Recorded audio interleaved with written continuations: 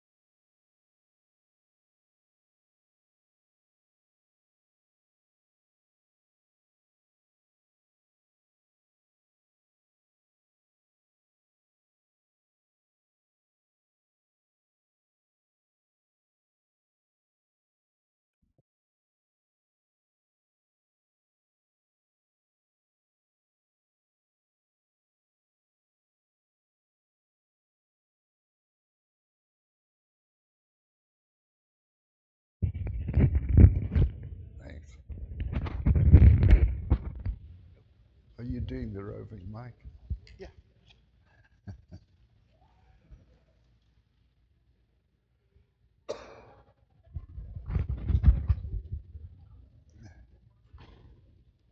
We're doing a roving mic tonight. So anybody has a comment or question, we can pick it up for those who are watching online or may watch the videos afterwards.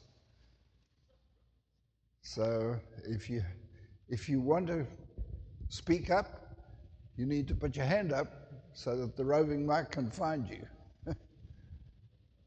You're not asking for permission to speak, you just want the mic. Because everyone's free to speak. You don't have to have a membership card to be able to speak up in a class, all right? We're in Job chapter 8. Job chapter 8. And this begins the response of Bildad the Shuhite.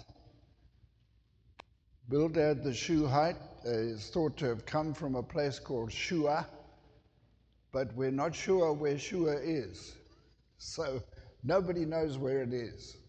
So your guesses are free. You can take as many guesses as you like, but we don't need to know them because that's really not important to the story. Just Bildad the Shuhite, otherwise known as the shortest man in the Bible. He has the same theology as the two more senior members, or the more senior member, and he's going to make the same accusations that they make, and he's going to be a little more blunt. He's actually the middleman, isn't he? We're still going to come to somebody even younger. Bildad's response is, "How long will you say these things, and the words of your mouth be a mighty wind?" You see, he's already insulting Job. He's not on friendly terms with Job. He's supposed to be a friend, but he's insulting him. A mighty wind. And so the big question, does God pervert justice? Or does the Almighty pervert what is right? It's almost as if he's accusing Job of having made this statement, or made a comment to this effect, that God is not being just. And Job had not said that. Now he lays down some conditions. If your sons sinned against him, then he sent them into the power of their transgression. And so this is an accusation. Your sons must have done something wrong as well, because they were destroyed when the house was blown down. If you would seek God earnestly and plead for the grace of the Almighty, if you are pure and upright indeed, now he would rouse himself for you and make your righteous abode at peace. In other words, if your sons sinned, they got what was due to them, destruction.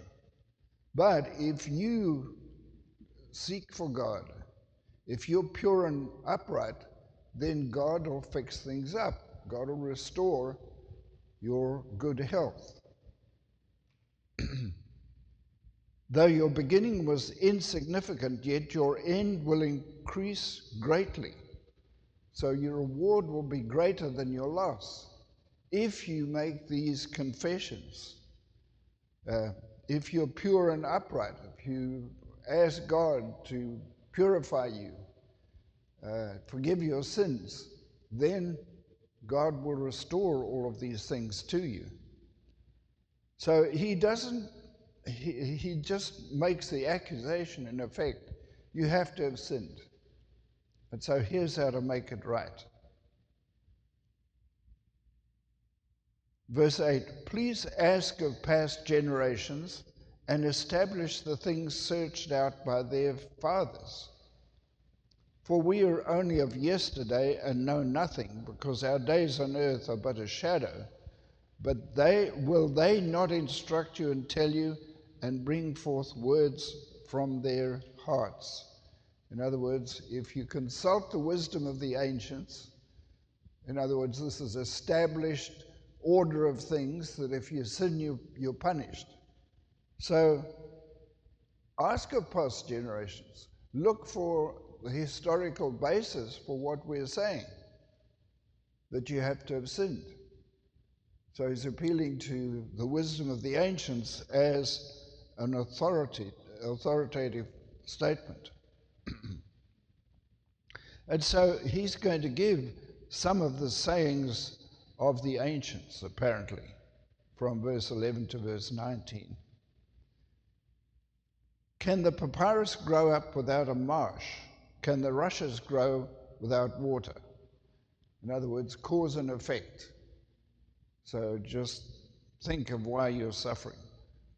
While it is still green and not cut down, yet it dries up before any other plant. So the papyrus absolutely needs to have moisture. It doesn't survive very well without. There are a lot of desert plants that survive well without water, and then they green up immediately. There's some moisture in the air. Out in the Matopus Hills outside my hometown, they have a little plant which is called the resurrection plant. And if you look at it, it's withered and dark gray.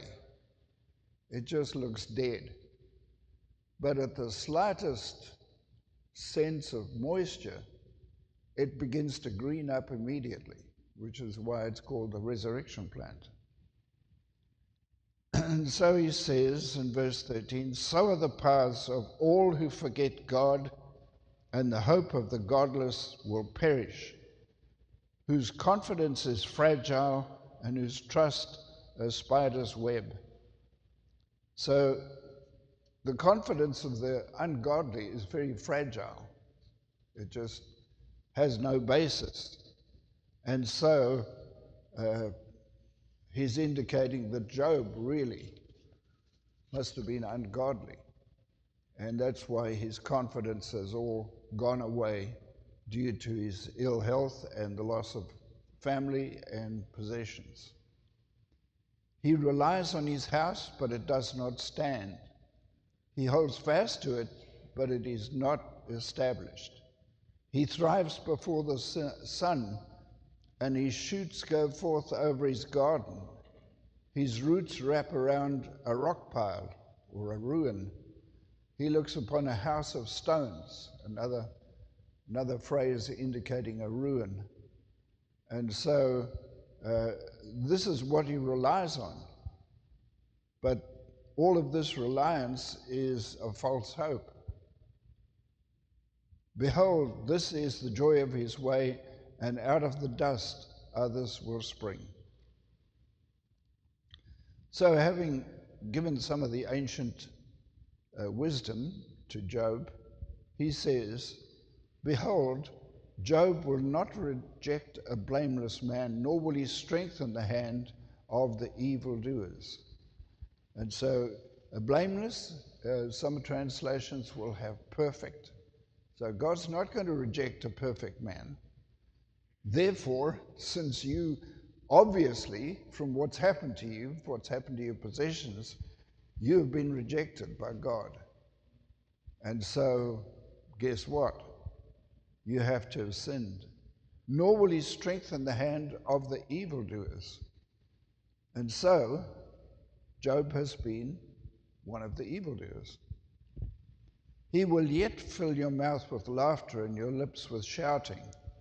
Those who hate you will be clothed with shame. The tent of the wicked will be no longer.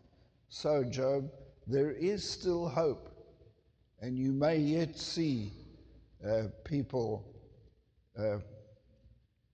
laughing with you and seeing you enjoying life once more. So that's Bildad. Fairly short and to the point, not quite as rough on Job as the one who is going to come, but nevertheless quite rough. So Job answers chapter 9. Unless you have any questions. Do you have any questions? We're all good to go? Job answers and says, in truth, I know that this is so. And so he's acknowledging God does not pervert justice, and God is not going to cast out a perfect man. So I know this is so. But how can a man be in the right before God? How can a man be perfect before God? It seems like man is so prone to fall that there's really no way he's going to make it through life and be absolutely perfect. Because we know God's estimate of Job from the chapter 1 Job is perfect. And so even Job is not quite sure now that he is perfect. And two of his friends have told him that they're pretty sure he's imperfect or sinful, in fact, and they want him to change.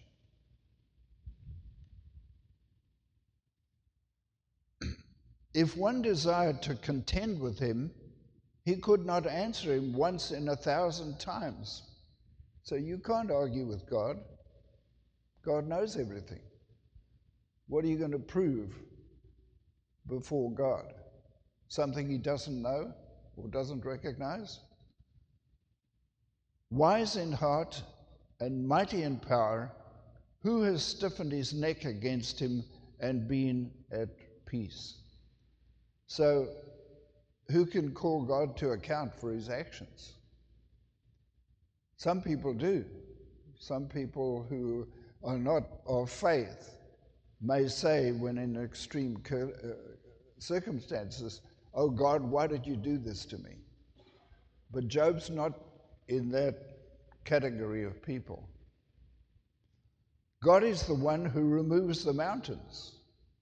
They know not how, when he overturns them in his anger, the one who shakes the earth out of its place and its pillars tremble, the one who says for the sun not to shine and sets a seal upon the stars. So God is all powerful. Earthquakes can be created by him. He can remove mountains. And then verse 7, the one who says for the sun not to shine. So he can cause an eclipse of the sun, which they, even though there were people who were quite advanced in their understanding of astronomy, right back then, the Egyptians were famous for their knowledge, but they might not have understood the eclipse. Verse 8, who alone stretches out the heavens and tramples down the waves of the sea. And so he is omnipresent. He stretches out the heavens. And God understands all the heavens. And so his knowledge is far, far higher than that of man. As we know, every time man has settled on an absolute knowledge of how the world began with the Big Bang, the latest telescope that they put up there in space shows that before what the astronomers regarded as the time of the Big Bang, there were two galaxies larger than ours. And so they're all rethinking their position and rethinking how the world began and when it began. And they have conflicting theories. Nobody really knows what's going on or what has happened. And so God's knowledge is way past anything that we can dream of, no matter how many billions we spend on trying to increase our knowledge. And so he then mentions who makes the Bear, Orion, and the Pleiades, and the chambers of the south. These are constellations. The Bear is in Ursa Major constellation, which contains the Big Dipper. In British circles, we call it the Plough. And then Orion's belt, that's one of the constellations that I can recognize. It's about my extent of astronomical knowledge, but I can pick it out. And then Pleiades, or the Seven Sisters, is a little cluster of stars. It looks like a little cluster to us, but it's immense. And so God made all of these constellations, put them up there. Verse 10, who does great things, unsearchable, and wondrous works innumerable. So these are just a few of the things that God has done that are there for us to look at and examine. And God has done much more than that, as we're just discovering. and we don't know what lies beyond that. And the same goes in the opposite direction. You know, the atom was the smallest particle of matter. Well, now they've found smaller and smaller and smaller particles than that. And so, as one scientist put it, it goes on and on. And we don't really know what the ultimate is in either direction. Verse 11, were he to sweep by me, I would not see him. So God is not visible. Were he to move past me, I would not perceive him. Were he to snatch away, who could turn him back? Who could say to him, what are you doing? So we can't question God. God is omniscient, he's omnipotent, he's omnipresent, and so whatever God knows is past our understanding. And so we can't question God and say, why is this happening? Or why have you allowed it to happen? Or why did you do this? And so he's reprimanding his friends and saying, you think you have all knowledge, but this kind of knowledge is past you. And probably what you're deciding about me is really based on knowledge that you don't have any understanding of. Verse 13, God will not turn back his anger. Beneath him crouch the helpers of Rahab. Rahab is a name that was given to Egypt. One time Egypt was called Rahab. It's a word that means proud. And so the helpers of the proud, in other words, God has subdued. So pride and all its works are under God's power. How then can I answer him and choose my words before him? For though I would write, I could not answer. I would have to plead for the grace of my judge. And so he's opening the door to the idea that perhaps I've done something that I was unaware of, that is displeasing or regarded as sinful. And so I just have to plead for the grace of my judge. If I called and he answered me, I could not believe that he was giving ear to my voice. Because in view of what has happened to Job, I can't believe that he's heard me and is going to do anything about this. He bruises me with a tempest and multiplies my wounds without cause. So Job is really completely at sea. He doesn't understand. He will not allow me to get my breath, but saturates me with bitterness. If it is a matter of power, behold, he is the mighty one. If it is a matter of justice, who can make him testify? He's the judge. He does not have to give any testimony. Though I am righteous, my mouth will condemn me. Though I am blameless, he will declare me perverse. And so I might think myself blameless. I might not be aware of anything I've done that's wrong. But God will know. I am blameless. I do not know my soul. I reject my life. And so he's come to a place where he feels helpless and hopeless. It is all one. Therefore I say, he consumes the blameless and the wicked.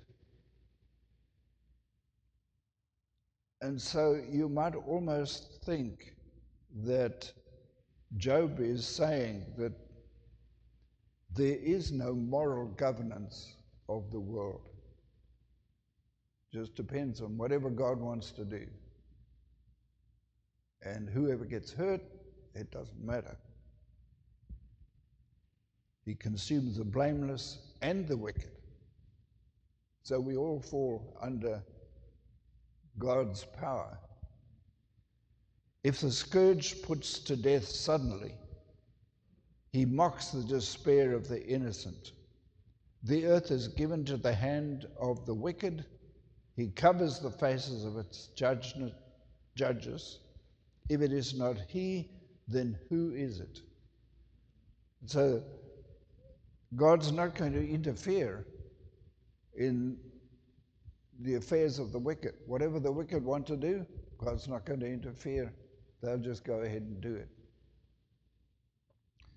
And we may see finally in God's speech that he may just have set the world in motion with all its inhabitants, with everything that is in it, and it just carries on as a closed system, and God is not going to interfere with it.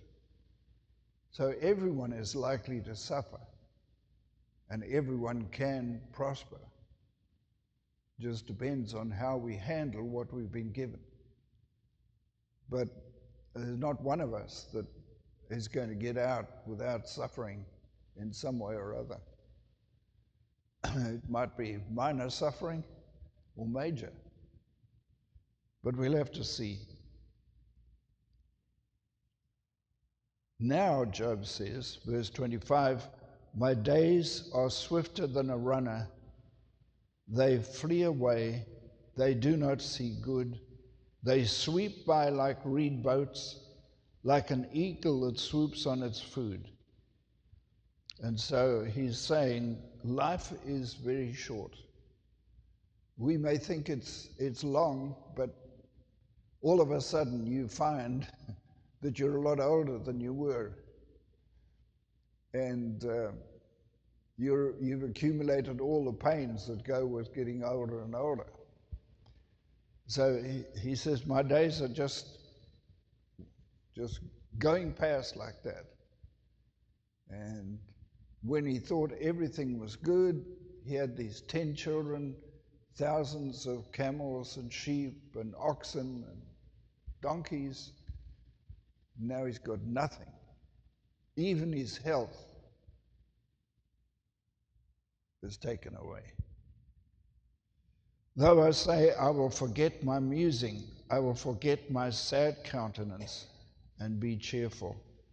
I am afraid of all my pains. I know that you will not acquit me. If I am accounted wicked, why then should I toil in vain?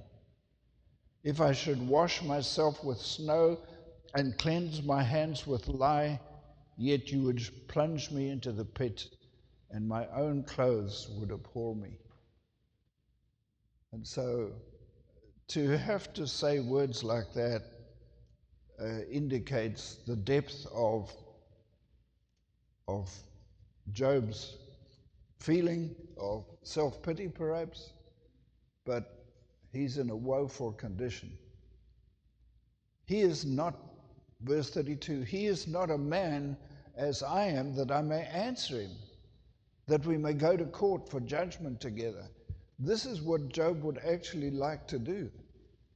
He'd like to go to court with God and present his case, because he's going to have to present it to God, but he'd like to be able to discuss this with God and find out why, when he tried his best, even to offering the sacrifices for his kids in case they'd done something wrong.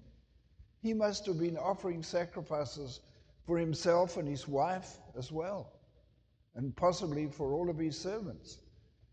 And yet, there's no way he could get hold of God to discuss this with him, to try and present his side of things.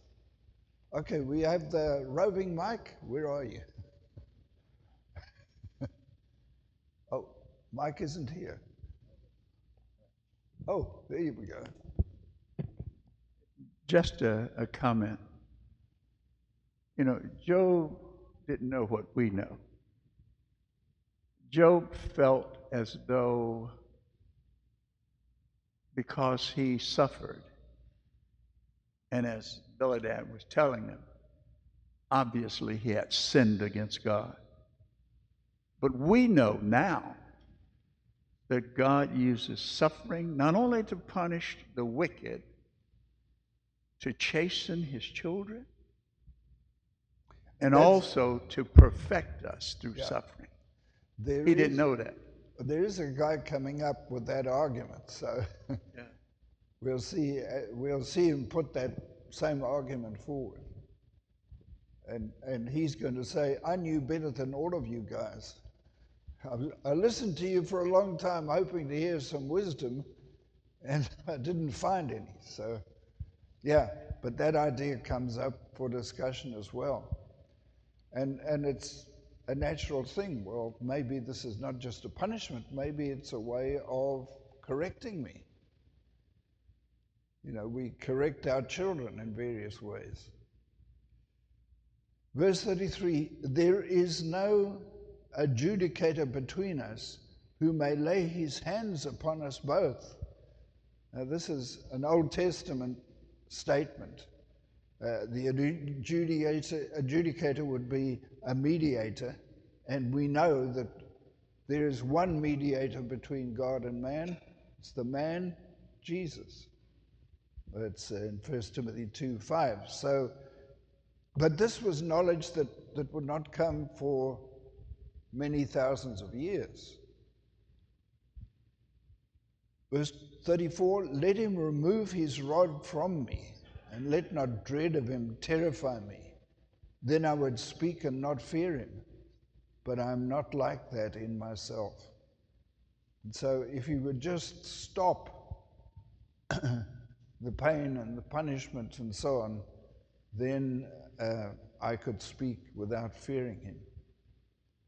And so even Job here is acknowledging perhaps the possibility of the rod. The rod is for correction. And so he may have been taking care of that side of the argument. Job continues. Job is kind of long-winded here. Chapter 10.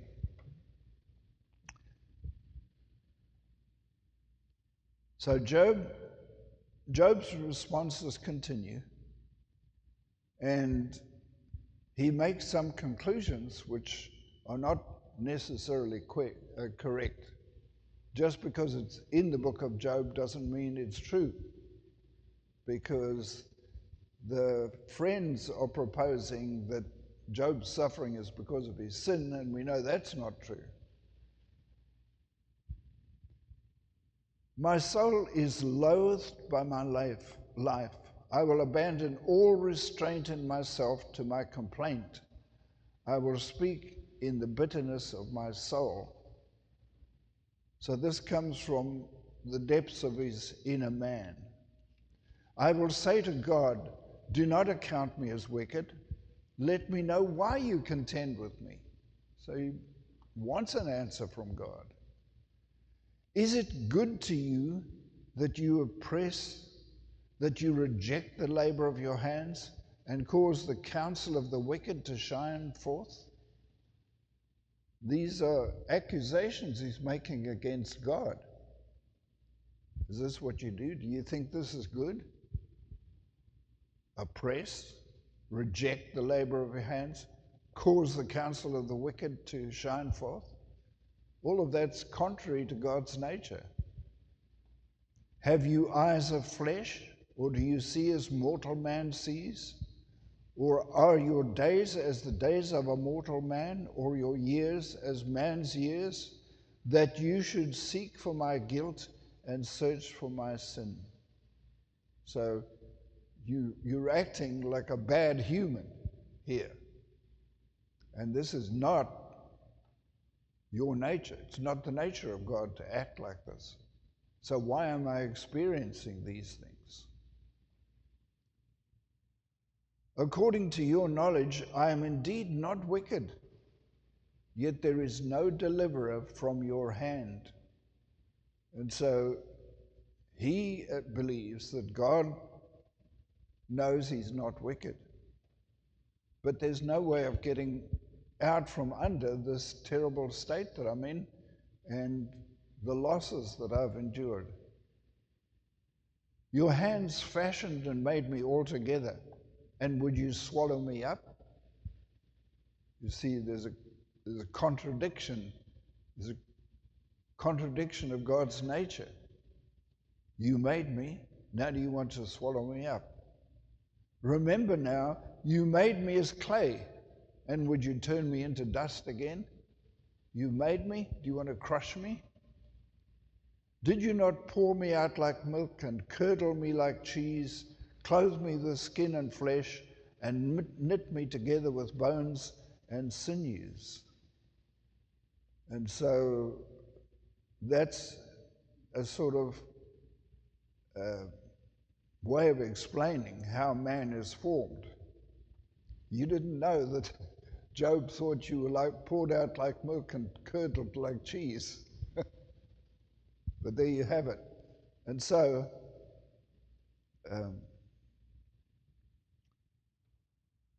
verse 12, you have made alongside me life and loving kindness, and your care has kept my spirit. Yet, these things you've concealed in your heart. I know that it's within you. He feels as if God has forgotten that he made Job. And that's why he's treating him like this. If I sin, then you would take note of me, and you would not acquit me of my guilt. If I'm wicked, woe to me. And if I'm righteous, I dare not lift up my head. I am sated with grief, with disgrace. So see my misery. Should my head be set on high, you would hunt me like a lion. So if I was exalted, or I exalted myself, then you would hunt me. Again, you would show your wonders against me. You renew your witnesses against me and increase your vexation towards me. Hardship after hardship is with me. And so the idea of renewing your witnesses is you're piling up a heap of witnesses against me. And that's why everything is going bad. Hardship after hardship. Is God repeating Job's hardships because he's indignant against God? Why then have you brought me out of the womb? Would that I had breathed my last, and no eye had seen me. That's a repetition of what he said earlier, that he wished the day of his conception would just be wiped off the calendar, the day of his birth rubbed away. I should have been as though I had not been, carried from womb to tomb. Would he not cease for a few of my days? Withdraw from me that I might have a little cheer before I go, and I shall not return. To the land of darkness and the shadow of death, the land of utter gloom as the thick darkness itself, of the shadow of death without order, and which shines as the thick darkness. And so he's asking for a little relief before he finally disappears forever into the afterlife. Did somebody have a question? No? Yes, behind you. Short trip. Jim. Oh. Who was it? If you'll raise your hand. Own up. Whoever asked the question, own up. Hold it up to the mouth. There seems like there's a big difference between chapter 9 and chapter 10. When Job is talking to Bildad, it seems like he's defending God. When he talks to God, he almost sounds like his friends who are saying, wait a minute, this doesn't sound right to me. Yeah, He seems to be saying that what his appreciation of the whole situation is, this is not right, this is not like God. But I'd like to discuss it with God to find out why, if it is God. And so it's an unusual book because of these discussions. They're not always debates, although in some instances it sounds like they're debating each other. But a lot of it is just what Job thinks about the situation. And you can see his mind's wrestling with this whole situation. And wouldn't you? You know, wouldn't you wonder why? Why put me in this position? You know, you could have used me in lots of ways, and now you're destroying me. And so we don't know. The next one is Zophar, number 3 in the lineup of the friends. Zophar the Naamathite answered and said, and Zophar is more dogmatic even than the others, the other two, Eliphaz and Bildad. He makes unfair accusations against Job, which we'll see in the first 6 verses here. He just gets straight into it. He's harsh and straightforward. Zophar the Naamathite answered and said, shall a multitude of words go unanswered, and a man of lips be in the right? Shall your boasts silence men, and shall you mock and none rebuke? So, straight away, you're just a bag of wind, and nothing you say has any value. You've said, my learning is pure, and I am innocent in your eyes. His learning could be a way of saying, my doctrine is correct, I'm innocent. But would that God might speak and open his lips against you, and tell you the secrets of wisdom. For sound wisdom has 2 sides. Wisdom literally is double, he said. Know then that God forgets a part of your iniquity. And so he's indicating you might have gotten into even worse trouble than you're in now. And so he wishes that God would speak and actually blast Job. Verse 7, can you find the depths of God? In the original it's, can you find by searching the depths of God? Are you really able to do that? Can you find the limits of the Almighty? They are as high as the heavens. What can you do? Deeper than the Sheol, what can you know? Its measure is longer than the earth and broader than the sea. And so all of these superlatives are an indication that God is so transcendent that we cannot possibly be able to contact him and discuss these things with him. He's so high that none of us can reach him. Did you have a question? No. You've got to be careful. This is like an auction. You raise your hands, you bought a question. If he sweeps by or shuts up or calls an assembly, who can turn him around? Whatever he decides to do, he does. He knows worthless men, and he sees wickedness. So will he not carefully consider it?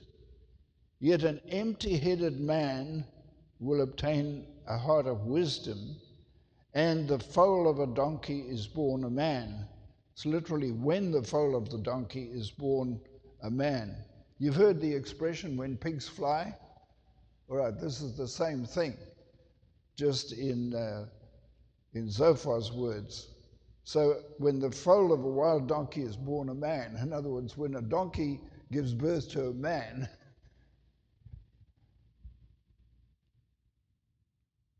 that's when an empty-headed man is going to get a heart of wisdom. In other words, he's accusing Job of being stupid. When a stupid person gets wisdom, then donkeys are going to give birth to humans. So here's a list of Zophar's demands. Verse 13. Begins at verse 13. If you would set your heart right and spread your hand out to him, if wickedness is in your hand, put it far away. Do not let unrighteousness dwell in your tents. Then, indeed, you could lift up your face without moral defect, and you would be steadfast and not fear. So it's if, there's the condition. First, you've got to set your heart right. You've got to spread out your hand to God. You've got to put wickedness far away and not let wickedness or unrighteousness dwell in your tents or in your home. So if you do those conditions, then you could lift up your face without moral defect. You would be steadfast and not fear. For you would forget your trouble. As waters that pass by, so you would remember it. So your trouble would just be gone, like waters flowing by. And your lifetime would arise brighter than noonday. Darkness would be like the morning. So it'd be a complete turnaround in your state, your condition. King James Version has age. If your age would and your age would arise brighter than noonday. But it's actually lifetime. Then you would trust because there is hope, and you would search around and rest securely. You would lie down, none would make you tremble, and many would entreat your favor. So you wouldn't fear any calamities if you handle this situation. But the eyes of the wicked will come to an end. Escape will perish from them. Their hope is the expiring of their soul. And so maybe Zophar is insinuating that this is what's going to happen to Job. You don't do what I say, then your only hope is that your soul expires, that you're done, finished with. And he's very unkind. He's harsh on Job. He's the youngest of the three. And I remember that I was much harsher when I was younger than I am now. And so maybe that's just the state of the young at heart, and I mean the young in age. So we have all the wise men are here, wise men and women. So we know what it's like to have been harsh, and we're a lot more understanding of problems that people have got into, and less likely to be condemnatory. So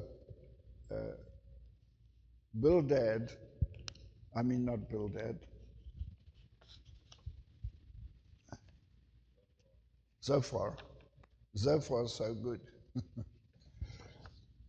That's the third of the three friends. And Job is going to make his response in the first cycle of statements and responses. Job answered and said, "Truly, you are the people, and with you wisdom will die." There's a nice bit of sarcasm. But if I'd had to endure friends like that, I might get a little bit sarcastic. In other words, he looks at his friends and says, well, you know everything, of course. But I have a heart of wisdom as well as you. I do not fall short of you. And who does not know such things as these? This apparently was a common theology of the day. It was a kind of standard approach that suffering indicates sin, and if you sin, you will suffer. But if you're righteous and you're going to do well, so if you see a guy who's doing really well, lots of children, lots of property, lots of servants, houses, then you must have been a very good guy, very righteous guy. And we know from looking around in today's world that is not so.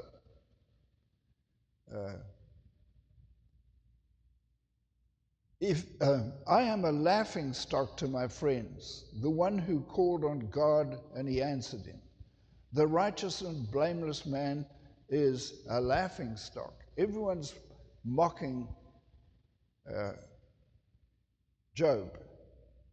And that's what happens. Once somebody has blotted his copybook and people are beginning to criticize him, there's a tendency to pile on. We join in. Yeah, of course, he's a rotten person and so on. As for upheaval, there is only contempt for the one who acts at ease, but it is prepared for those whose feet slip.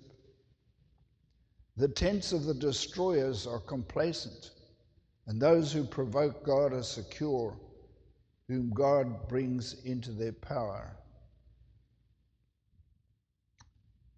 And so the wicked do prosper, contrary to the standard doctrine of the time. And we have to be careful of just accepting the standard doctrine of the time as being truth. And we have to be careful of accepting what we are told is doctrine. You remember the people of Thessalonica were what? More noble than the Bereans, because they searched the scriptures to see that these things were so. So it is necessary for us from time to time to search the scriptures and see whether these things are so that are being preached to us. Nobody is infallible, but the word will set things straight. And so we need to be prepared to do that.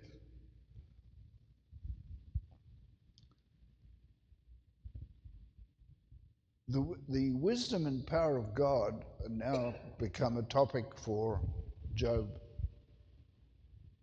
Now ask the beasts, verse 7, and let them instruct you, and the birds of the sky, and let them tell you.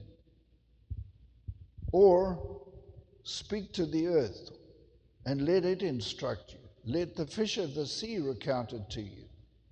Who among all these does not know that the hand of Yahweh has done this, in whose hand is the life of every living thing and the breath of all the flesh of men? Does not the ear test words as the palate tastes its food? Wisdom is with aged men, with long life is in discernment. And so look at everything around and let it tell you that God exists, the all-wise, the all-powerful God. And in fact, some people will even acknowledge today that we have two books from God. We have the Bible, and we have the very nature that surrounds us. And it all speaks of God. And the more you pay attention to it, the more you read it and listen to it, the more you realize that God is the creator As one obstetrician said to me, every time he sees a baby, he sees a miracle. And there are babies for you to look at in the congregation. Just look at the miracles. How can all that be? Just out of almost infinitesimally small particles that develop into this wonderful creature with the mind, with all the instructions to continue to grow to maturity and say that there's no God. That's just an accident. Well, we're a lot of accidents.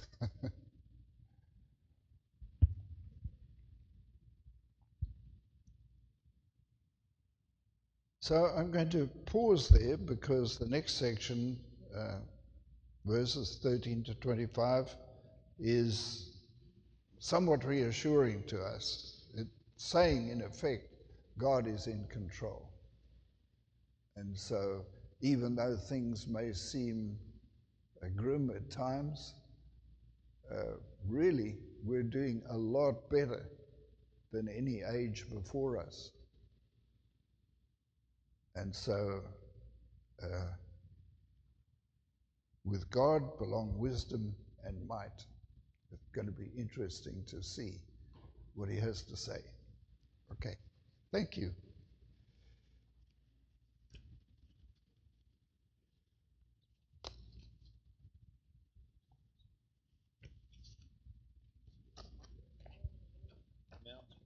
What version